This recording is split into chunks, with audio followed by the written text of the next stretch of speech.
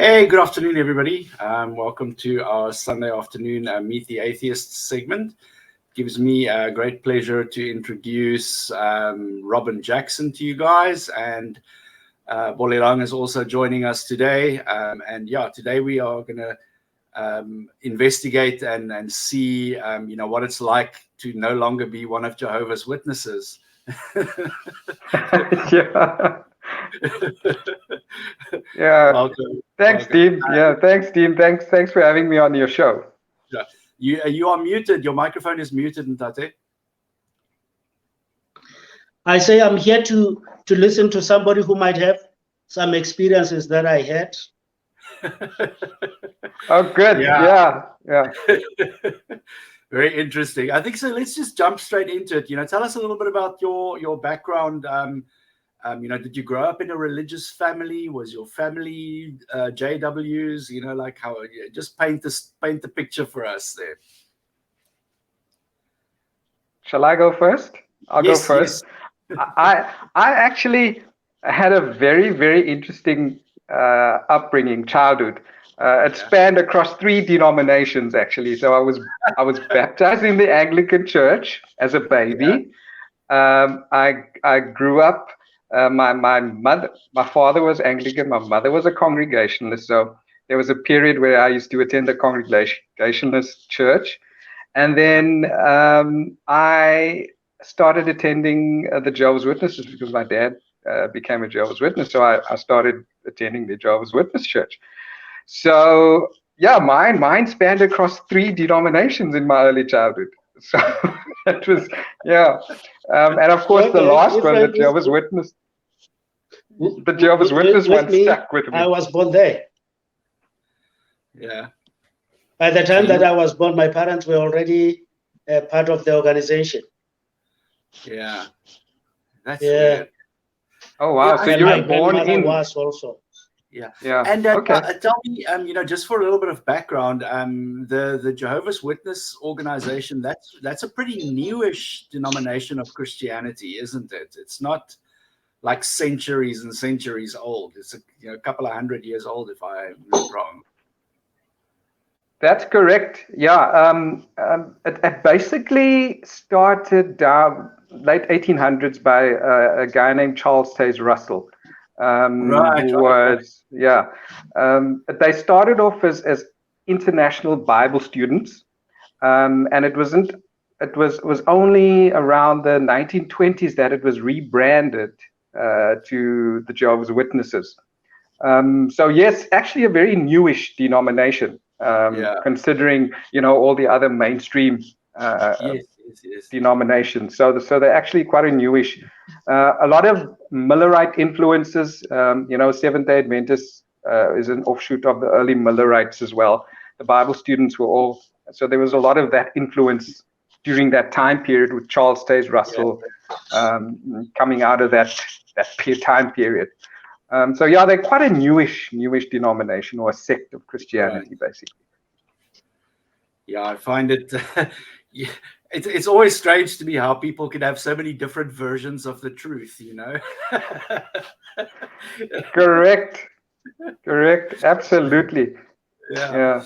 And your podcast is entitled Cult Life. Do you want to fill us in a little bit about why you chose that name, and the cult aspect that you see in the Jehovah's Witnesses movement? Yeah. Well, it's all born out of my experiences, growing up as a Jehovah's Witness. I was actually baptized as a Jehovah's Witness at the age of 13. So I got baptized at the age of 13, and of course, this is because of you encouraged to do that. There's a lot of peer pressure. There's pressure from the organization, the elders in the kingdom halls there. That's what we call their churches. So you take that step, but it's quite it's basically a covenant that you make with God. But you're 13 years old. You're not legal. You're not at a mental capacity to make these important decisions, because you're going to be treated as an adult. The same way an adult is being treated. You can't decide to sign a contract then You can't get married at that age. Yeah. I remember the first time that people suggested to me to get baptized, I was 10 years old, and no, it did not sit well with me. Then only a few months after that, a friend of mine who was 10 also got baptized. I said, nah, I'm not going there. I only got baptized when I was 18. Oh, but wow. By the time that I got baptized, funny, it's at age 14 where I told my parents, my father in particular, that I don't have faith. I don't understand the nature of God. And so he said, maybe it's because I don't read deeply in the Bible. So I started reading the Bible at 17. From 17 to when I was 24, I had completed it 3 times. That's when they even appointed me to serve in the congregation now as a ministerial servant and later as an elder. But it was funny because it was not faith as such, it was knowledge. Yeah. I agree. Very interesting perspective that it wasn't faith, it was knowledge. You're right. Yeah. It's strange, I always find that, the Jehovah's Witnesses are very extreme in their interpretation of the Bible. They take it extremely literal, it's like from the first letter to the last letter, it's, literally the word of God, it's not really open to interpretation. What it says there in the text, that's what it is, literally. That leads to very strange, behaviors in society. I've heard of people denying medical treatments to, some people don't take their children to hospitals, and they choose to pray for them. And I don't know if that's also an element of the movement. And do you guys have any experience with that? Or is that, just to touch on that earlier point where, as Paul Lang also said, it's more knowledge than actual faith. Because I remember when I got baptized as well, 13 years old, and 2 years later, and now Jehovah's Witnesses have these massive conventions they used to have at stadiums. Now, for me, when I got baptized, I memorized the baptismal questions. There was 2 questions that they would ask of you, and I memorized that, and it sounded good because it was what the Bible said. That's how you get baptized, into the name of the Father, Son, Holy Spirit. But 2 years later, when I was sitting at a convention here in Port Elizabeth the one year, and I was listening to the baptismal questions, and the second question sounded a bit strange. It was like they changed it to, do you recognize that your baptism now is into Jehovah's organization? And that struck me, and I'm thinking, hello, that's not what the... Wait a minute, people are getting baptized into an organization now? So that for me was the very first alarm bell that started going off at 15 years old. But of course, as Bolalang would understand, is you are told to suppress those alarm bells. You're not allowed to speak out. Those things, you suppress because you're scared you're going to get labeled as an apostate once you go against the teachings of the organization, go against the Watchtower and their publications. So, yes, and then, carry on, Bolalang. I say, when you come with doubts, usually they throw it at you as if there's something wrong with you, something that you have to do on your side. Yeah. And I mean, what are the consequences for apostasy? Do you get shunned completely from your family, organization, connection? So it's like a complete clean cut. Yeah, it's very destructive. It's a very destructive practice, shunning and the disfellowshipping. They call it disfellowshipping. So once you get, there's 2 ways you can leave the organization. I always say there's 2 ways. You either leave on your own accord, where you disassociate yourself, or you get kicked out, which is their disfellowshipping arrangement. Right. And on both sides, it is destructive because you get cut off from all your family or your friends who are still in the organization, because you get labeled as an apostate, as the troublemaker, and you are seen as literally dead to them. Not allowed to talk to you. Your family members, your brothers, your sisters, your mother, your father are told to shun you completely. So it's a very destructive practice. They see it as a loving arrangement because they want you to coax you back into the organization, but it has the opposite effect. Really, it has the opposite. Yeah, it effect. can't be loving. Yeah, definitely. But it's loving. For me, it was loving, because if I was not disfellowshipped, who knows how I would break away from that momentum that was around me. Yeah. Because I had friends, my home was open, and every weekend I had a lot of brothers and sisters coming to my home. I like Bryce, and I like networking. So there was a lot of people around me in the organization. And even when you have doubts now, you just shove it to your back. Yeah. And I wonder, if I never got disfellowshipped, would I manage to break free?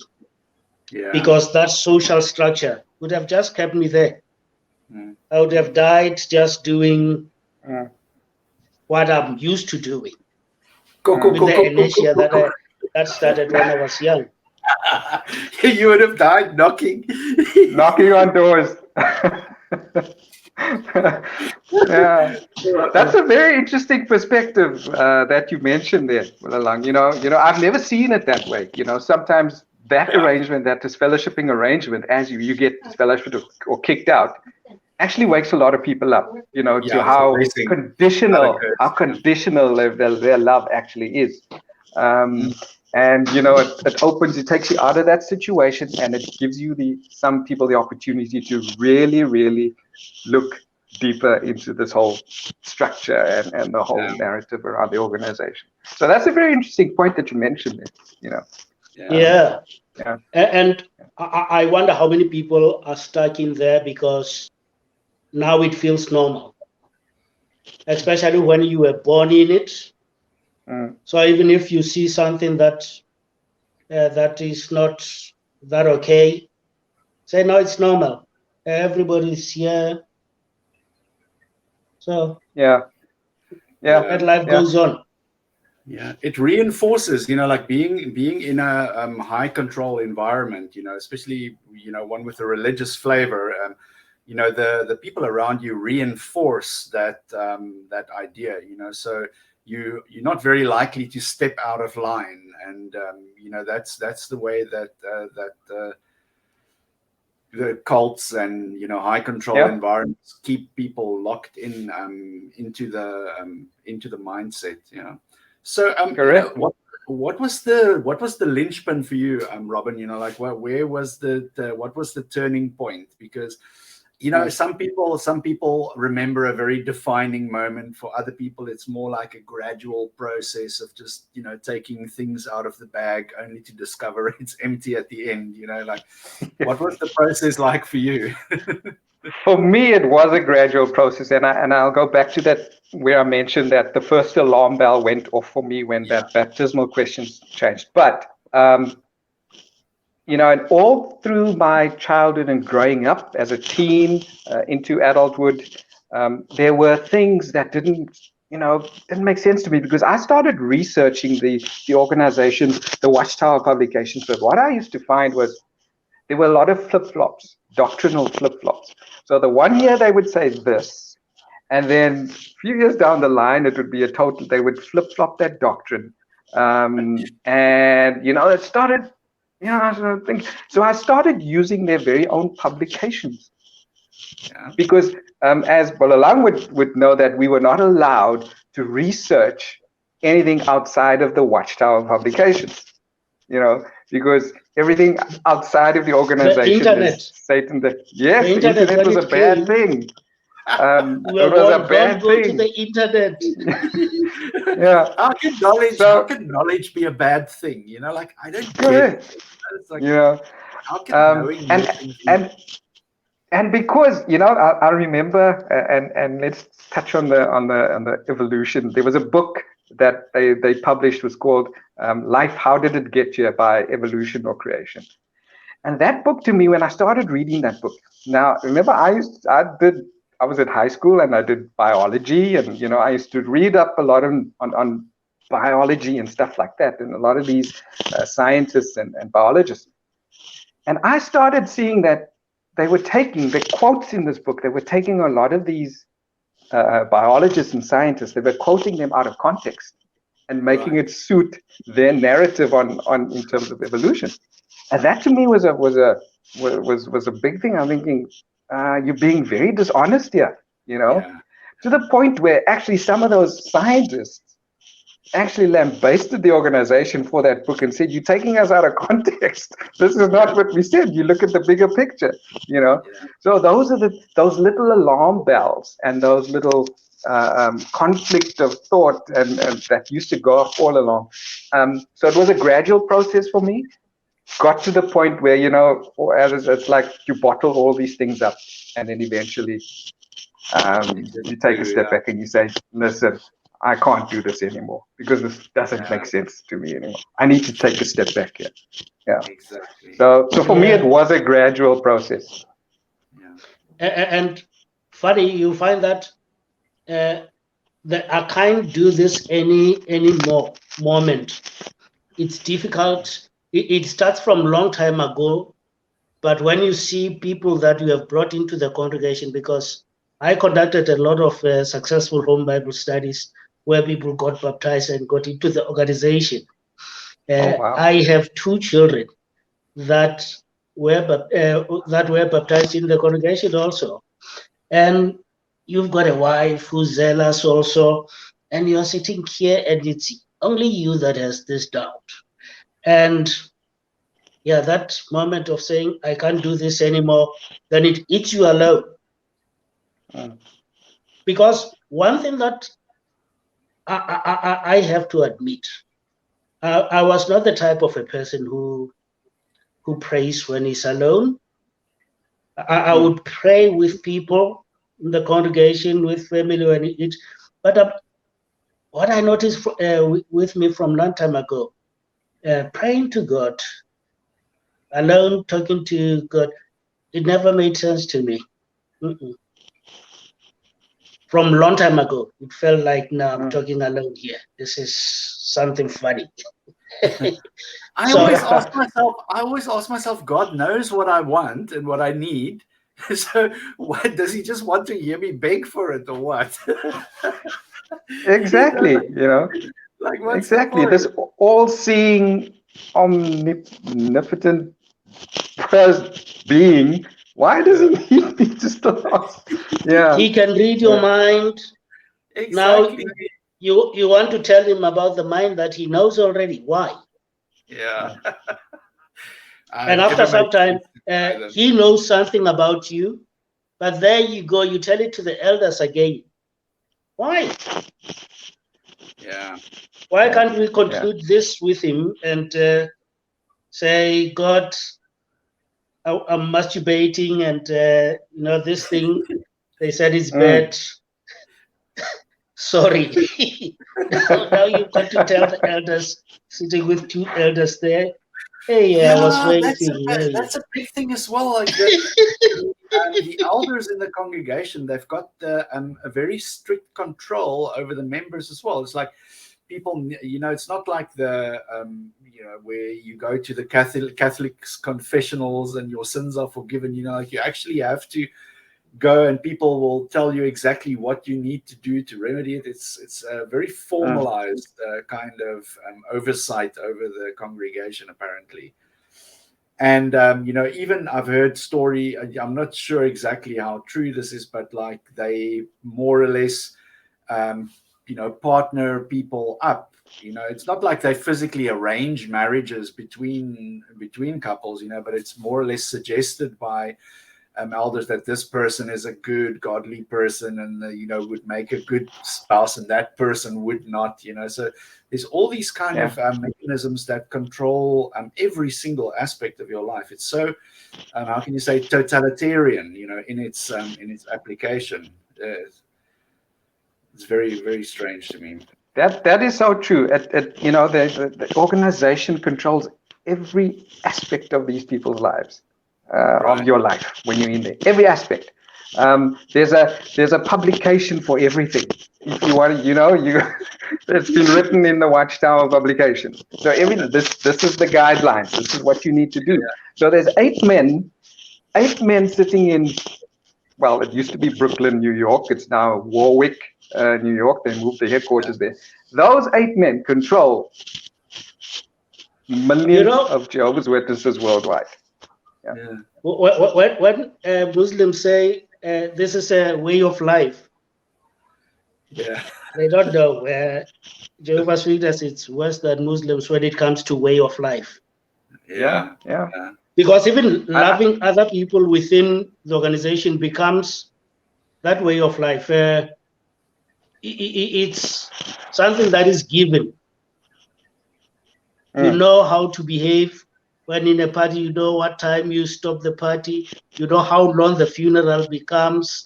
You know that after gathering, you've got to clean. You know, this is how we greet a person who comes to the congregation for the first time. So even a person who comes there will say, wow, what a wonderful people. But all of them have been trained to be exactly that way. Yeah. And they will be like that for generation and generation. It's a way of life. Yeah. So this is a very interesting point that you bring up, Bolelang. Do you is there like any kind of grooming or like what we call in business terms like a public relations meeting where people say to you, okay, like when you present yourself to the world, you have to present yourself in this particular fashion, you know, and that particular fashion, so that you don't cast the organization in ill repute, you know, and it happens slowly. Yeah. The volume it's disturbing me on this side, but for 1 hour every week, that's what was called a Theocratic ministry school. Right. I remember I was responsible for it for quite a number of years.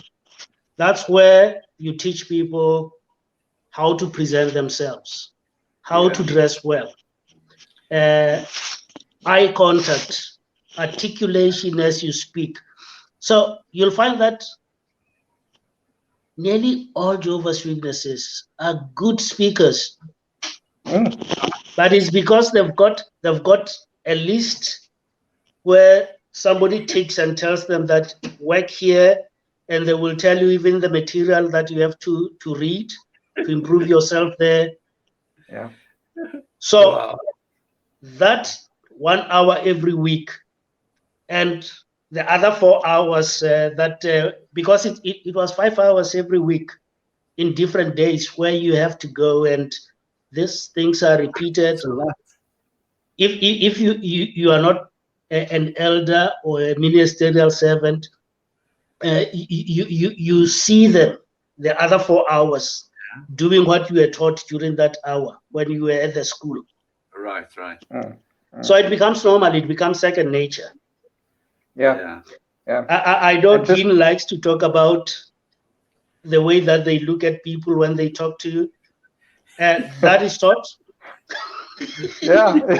No, for sure. And you know what? I just want to come in here because this point about, you know, grooming, that you groom to be that way.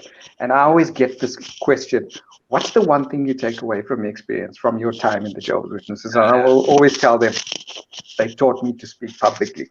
That is without a doubt, they groom you from a very young age to be able to speak on a public platform, which is the one thing. But now some of us activists have taken that and turned it around and used it against them. So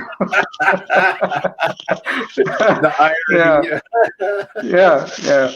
So no, that side I don't even regret. I thank them for teaching me public speaking.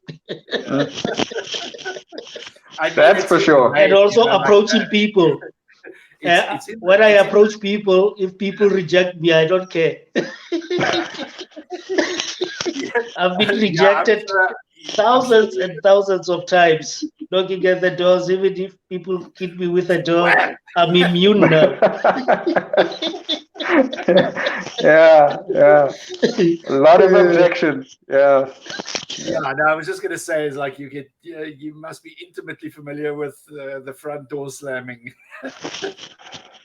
Plenty of times. Yeah. But, they will also use that kind of, the way that society just rejects is they will prey on that and say like, look how evil and wicked the world is. Nobody is open to, you are trying to save souls from eternal damnation. Yeah. And look at how ungrateful the world is. You're not made for this world, etc. Yeah. And you're right, Dean, because that is the thing. Because they turn that around and say, look how we are being persecuted. And this is what Jesus said was going to happen. We're being persecuted here, So you got to accept it. It's part of the package. It's persecution, So this all gets reiterated into the Jehovah's, the rank and file's mind. Yeah, you have to go through this. I think that one. But I was going to ask you, wasn't there some? There was some at some stage in the 1900s. There was. Wasn't it the Jehovah's Witnesses who said that Armageddon is imminent and everybody prepared, and then later on they tap danced around it and said no, it's not yet. And so how many failed prophecies have there been? I mean, I don't need an exhaustive list, but just like Armageddon is elusive. Very much so. You think very you score a goal, then you find that they've moved the goalpost is there now. You come with the ball and you kick, and now it's on the other side again. Yeah. But no, you're right. I mean, the dates, and let's talk dates here. And I can pin down dates in terms of their predictions and prophecies. The first one was 1914. They believed that 1914 was the actual date of when Armageddon was going to happen, and this was under Charles Taze Russell. Yeah. Then there was 1925, and then it was 1975, and after 1975, I think there was a massive exodus after the 1975 debacle. Yeah, there's a massive exodus because great bleeding of the organization then. Yeah, and then they started shying away from really incorporating specific dates, but always use the words soon, So soon can be, it was always soon. Armageddon is after 1975, they came with this generation.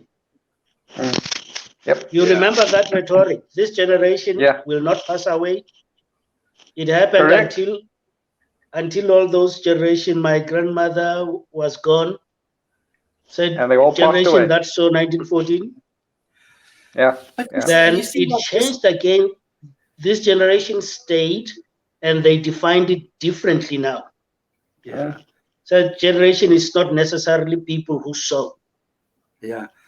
I'm thinking like, what must it be like to live in the mindset where you think, the world is going to end any minute now. You probably wouldn't care about educating yourself, like looking after you wouldn't care about earthly things, because you're fixed on on the end of the world and living forever, like I cannot put myself in that kind of a mindset. So I remember I think it was the ex-JW guy on YouTube who has the goat farm somewhere in Sweden. I think his name is Jonas. Oh yes.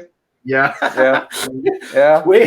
Where he also talked about how there was they didn't need to get educated because there was no point. Like his parents said, there's no point to educating and bettering yourself. What purpose is it going to serve? Like this is this world is just a stepping stone. So that's true. That's true. Yeah. Because higher education is frowned upon. You are constantly, the young ones are constantly constantly being what about told. a degree? What about a degree in Bible studies? Would they frown on that? Oh, absolutely. Everything, everything, all your knowledge comes from the organization. The institutions outside the universities and colleges, that's all part of Satan's system. You're not going to get the correct Bible education there. Everything is from within the organization. Because I remember after matric, I wanted to go to a university, but I couldn't. The only time that I went to a university, that's when I had left home. When I went to UNISA, that's when I started doing it. Because at home they would play some tricks. In fact, way back after matric, they said I should name the salary that I want. Because I said, I want to go there because I want to do a good income. Then my father was a businessman. He said, name the salary you want. I named it. He gave it to me. I worked for him. Oh, wow. That's so he was paying me so well that by age, was it age what, 19? I had a 5 Series BMW. Wow. But just to prevent me from going to university. To university. Because, university is going to threaten my ignorance. Oh, absolutely. And one of the big reasons why they frown upon and discourage going to university is, look, at university you're taught critical thinking skills. All right.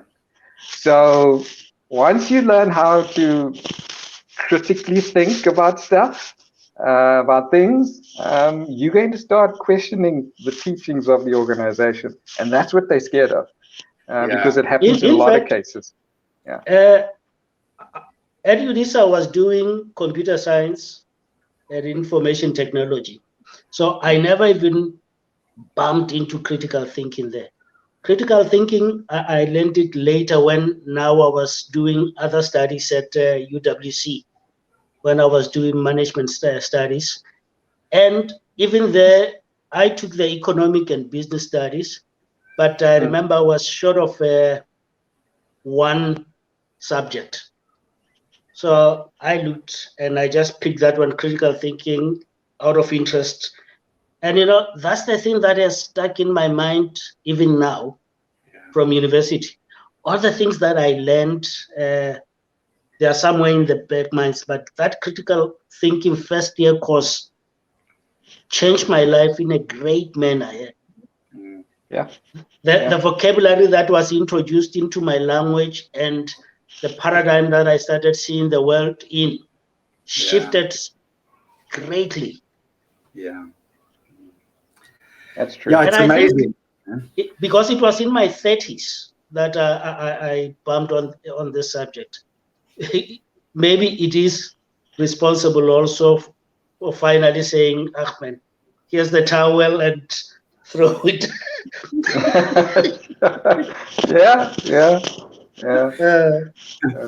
Yeah, that's it. Yeah. So, I sense that we can talk for like a whole day on this. So, I want to move us, along through a couple of different aspects. Let's just quickly notice if was there any one specific person or maybe an organization that was influential in you making the deconversion. Was there a specific person, for example, that spoke out about the movement that you gravitated towards and listened to?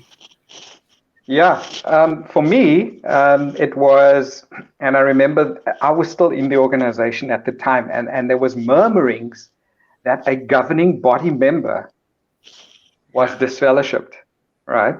And of course, and he was disfellowshipped, Raymond Franz, but you're not allowed to read apostate material, books, right? So this stuck in the back of my mind. A governing body member, a representative of God on earth was disfellowshipped, So when I eventually left the organization, one of the first books I got hold of was Raymond Francis' book, Crisis of Conscience.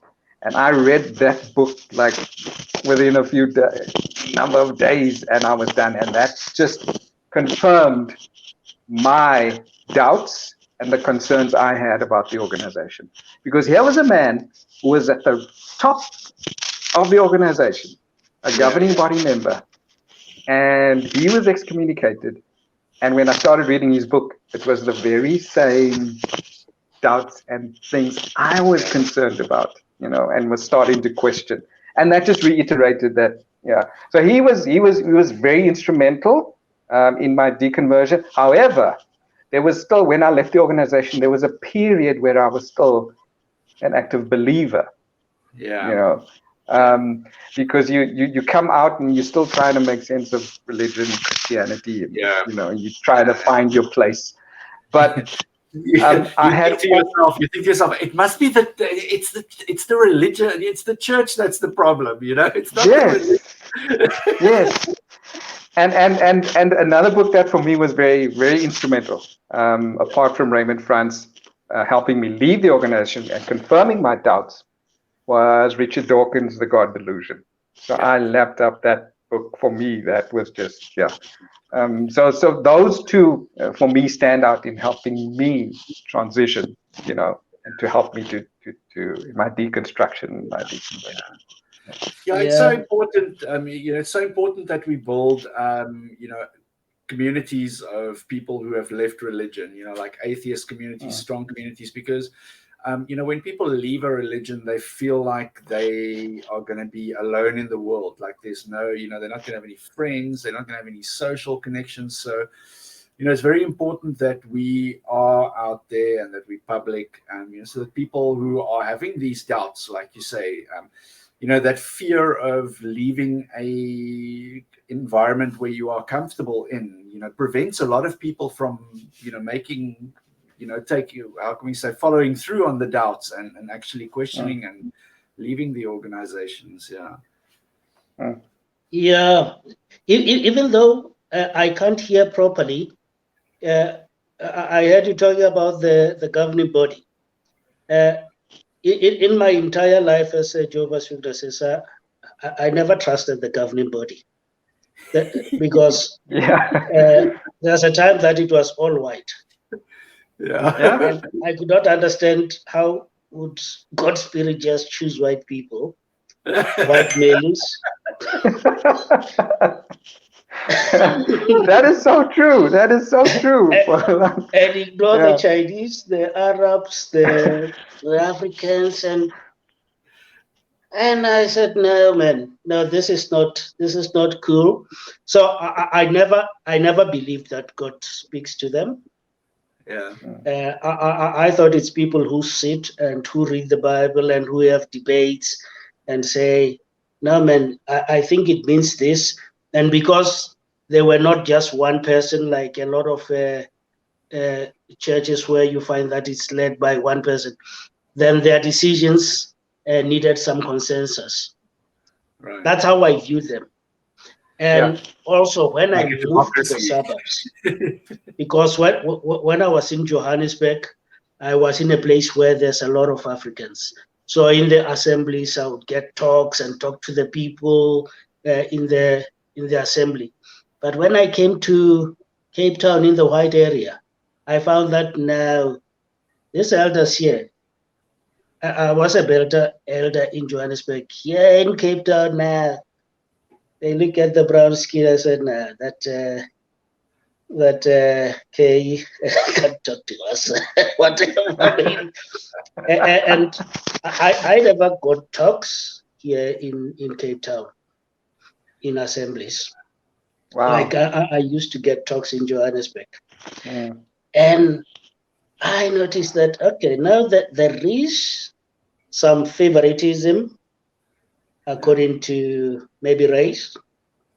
And in Johannesburg, they knew my father because my father was a second servant at one time. And they held me at high esteem there. So even there, it's favoritism. The son of a second servant, you know. Yeah. So Yeah. it's just people with their weaknesses running an organization, and I never saw any God spirit in the whole thing. Who claim to speak And for even God. when we are sitting, Yeah. we are dealing with a case. A person comes and says they have done this, and we want to know whether they have repented or not as 3 elders. And we pray for God's guidance. I would use my mind to say, okay, this person said this and this. Hey, sometimes I find that it's difficult. I'm not even sure whether they have repented or not. And we just make a decision. I've never felt God's Holy Spirit my entire life. That stuff doesn't exist. You might have felt some indigestion, but no, the spirit. Yeah. No, for sure. Yeah. But said that I spoke about it on stage and told people about God's Holy Spirit. Yeah. And people clapped hands. Why? I talked about something that I don't believe. It's said. And it's made up of that thing of the momentum. Yeah. The inertia that I'm talking about. You are born into this. Yeah. You are taught. You grow into an elder. There are people around you, and you just find yourself in this movement. Yeah. For me, the thing is always, I look at people and I say, do you want to believe? Because if you want to believe something, then nobody can tell you any no logical argument, no amount of evidence, nothing is going to change your mind if you want to believe something. If I want to believe that I'm going to get a hot girlfriend tomorrow, then I will believe that. Like nothing will change my mind, no matter how ugly or fat or old I am. I believe this, so. And if people want to believe in a religion as well, it's very difficult to to shake the foundation of that. There has to be there's some kind of cost benefit analysis that goes on in a person's brain. It's like, for example, if I don't believe this, how am I going to make sense of the world? Or if I don't believe this, how did everything come about? Like if we we don't know these things. So those are the comforting lies that that religion tells us, and it treats us like little children, like we're not old enough to understand something. So here's something to keep you quiet. Go and sleep. Go and play. Yeah. No, that's true. And I'm very active on social media, on TikTok, and one of my latest videos that this thing for some reason went viral, where the judge in the Alex Jones's case told him that your belief, whatever you believe, does not make it true. Doesn't make it fact. You can believe it, but under scrutiny, doesn't say it's true. You can believe it's true, but under factual scrutiny, and evidence-based scrutiny, your belief might turn out not to be true or factual. So yes, you may believe what you believe. Yeah. I love that video that you posted on your channel. Yeah. That went viral. About Alex Jones. Alex Jones, that went totally viral. The guy is cuckoos. Wow. He's cuckoos from a long time ago. Now he comes before a judge. That's what I believe. Yeah. Isn't he the talk show host who's into all the conspiracy theories? And that was funny. He's wrapped in foil around his head or something. Oh man. Yeah. Let's I have to do this. It's a very unfortunate question I have to ask people, but it's just we want to look at the negative impact of religion. Some people find it very difficult to think back to these things. For me, it was I was constantly living in fear, and there was all these unreasonable expectations put onto me. I was intolerant as well because of the religion. And like if you can maybe just do some very superficial introspection and see, if there's anything that specifically stands out to you as a negative impact that religion has had on your life. Well, for me, it's that question is there's a twofold answer for me, because yes, absolutely, I agree with the fear aspect, and Bolalang will back me up on this, because I think Jehovah's Witnesses, especially as a religion based on fear, fear of Armageddon, fear that you're going to die at Armageddon, you're going to be destroyed at Armageddon, fear of demons, fear of Satan, the devil. So it's a fear-based thing. And it has, without a doubt, it's had a negative impact on my life and my outlook on, growing up, as a teenager, as a little boy, as a teenager, and into my early adulthood as well. And fear of you goats. Spoke about, yes, worldly people. And you speak about intolerance. I think Jehovah's Witnesses especially are indoctrinated to believe that they are the only right religion.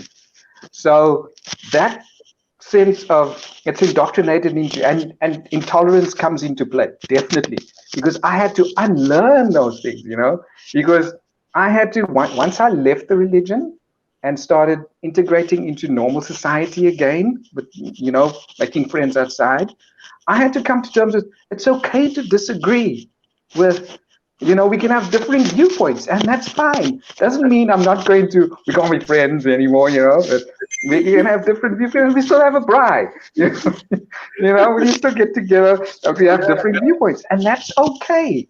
I'm not going to shun you, but it was different. That's the negative impact it had on me. But I also see the other side of religion, where it's a community, it's a sense of community for people, in that aspect. But I think the negative for me outweighs the positives. Most definitely. Yeah. That's crazy. So if you can speak to young Robin, what would you say to young Robin to maybe kickstart this process of apostasy and critical thinking? I would tell young Robin, listen to your gut and run a mile. Listen to your gut feeling at the time and run a mile. Trust your instincts, trust your instincts. No, you're right. Because, looking back on all of that, and I realized that I had these doubts already back then. Listen, I hated going to church. Before I became a Jehovah's Witness, I hated going to church. I hated it. And man, it was, and of course the subtle indoctrination with the Jehovah's Witnesses, because they come with a different perspective of drawing people in. You must remember they paint this paradise, earthly paradise, and everybody's going to live in harmony. So especially for none during the apartheid era, it was an appealing message, because you are going to be, especially South Africa, we were under oppression, non-whites were oppressed. So this message that Jehovah's Witnesses were bringing was very appealing. We're going to be living in harmony, on a paradise earth, no racism and all that. So a lot of, non-white people got drawn into it. So it looked very appealing. So that's how they draw people in. Apart from, a normal mainstream religion where you're born in and you go to church on a Sunday, and that's it, I just know one thing: Jehovah's Witnesses it's not a religion for lazy people. I'm telling you. If you are lazy, absolutely, don't bother joining, because they work. They have Bible studies and it's a lot of hard work. Yeah. And we've got managers that will need the report end of the month. What have you been doing? How many hours did you put in? Oh man. Man. Less than 7 hours. how many hours does a month have? And you only bring, what, 5? Jehovah's appreciate the little bit that you are doing, but don't you think that you can do more? Yeah, that's how it used to go. Sleep. Crazy. Yeah. It's crazy. Yeah. Yeah. Yeah. We're almost going for an hour already. Let's wrap it up here. And in conclusion, where can people find you on social media? Just plug your TikTok and podcast, and I'll also put a link in the description of the YouTube video when I upload it. Yeah, I'm active. I've got a YouTube channel. You could just search for Robin Jackson on the YouTube channel, and that's where a lot of my long form content is made. And then I've got a social media TikTok presence as well, and on TikTok it's at Cult Life Podcast, where all the short form content is done. And then of course I'm active on Twitter, Robin Jackson 70. But yeah, as you say, so follow me there. Look at my, especially the the YouTube content as long form, is more in depth in terms of my experiences in the Jehovah's Witnesses and cults in general. Yeah. Amazing. Yeah. Who would have thought that, looking back, I always look back at. Are you South African? I heard you speaking about Port Elizabeth. Yes, I'm South African. I was born in Port Elizabeth, Uitenhage, but spent a lot of time most of my time in Durban as well. So I'm South African. I've actually written 2 books as well. So my books are available on Amazon. The first one is called Losing the Faith, Truth Under Scrutiny. And that's my autobiography, my journey through the Jehovah's Witnesses. And the second one is called Cults, How They Work, where I actually show you how these groups actually recruit, and how they all use similar tactics to draw people in. Yeah. Incredible. You must send, reach out to me afterwards with just all those links, and I'll put them in the description of the video to you. And your books, are they apostate books, or is it safe reading? They are apostate books. They will be burnt. The Watchtower does not approve. Not approve of them at all. Oh man. Yeah. Amazing. Yeah. Well, Robin, I want to thank you for being so generous with your time on a Sunday. It was lovely meeting you. And I think Bolelang shares my sentiment. It's, I love speaking to other atheists. We have so much in common, even though we are people from such diverse backgrounds. Yeah. And keep fighting the good fight.